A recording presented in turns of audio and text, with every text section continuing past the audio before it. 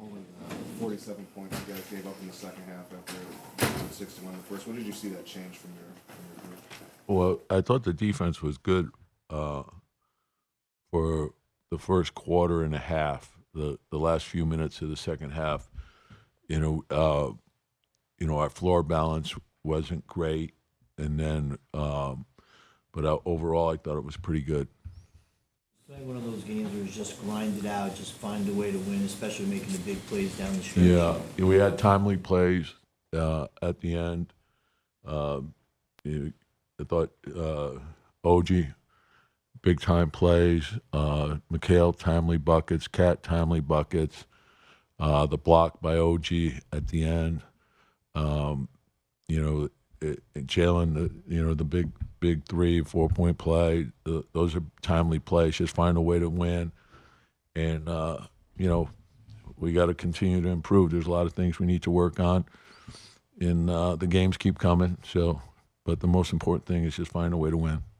You mentioned the play, but I think RJ, you guys know him obviously better than anybody.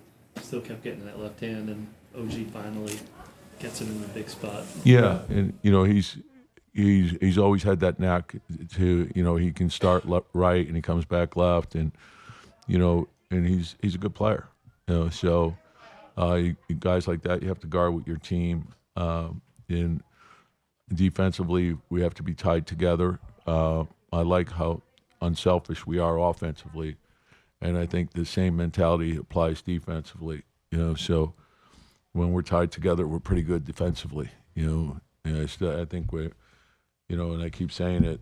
If you went and looked at our last 5 games, you see the numbers are very strong, and I think if you look at points allowed, we're 10th or 9th.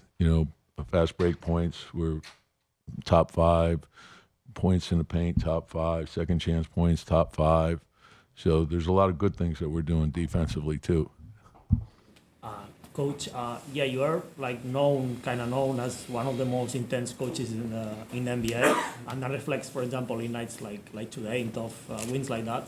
How do you find the right balance between being hard to the players at times, but at the same time keeping them happy? I give them hugs every day.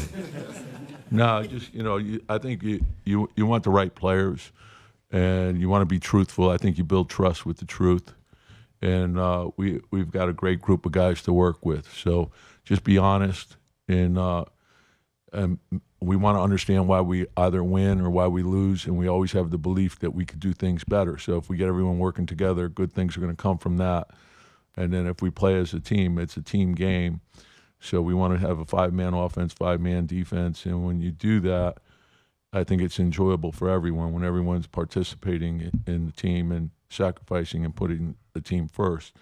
So we've got a great character on our team. Cat's layup, where you got fed from Brunson, did you design that play? Was that what you were looking for? That play, most plays have 3 options on it, and so Jalen made a great read. They executed it extremely well. The game will tell you what to do. So if there's 2 on him, that means there's an advantage somewhere. And that's what I like about the way Jalen's playing. Jalen's making, it's another high assist night, at 32 assists for the team. He's 10, 11 every night now, and he's creating a lot of good offense for us. So everyone shares in that responsibility of read the game and don't hold on to it too long. Like if you're open, I want you to shoot, but if you're not open, I don't want you to over dribble either. Not, I want you to get off the ball, but just read what are they doing. And when you have players that play unselfishly and play for each other, you're going to get high percentage shots from that. And so even if you're running a play for somebody, it's not their shot. It's their job to make the right read, to create the right shot for the team. So if you can get great shots, your chances of winning are certainly enhanced.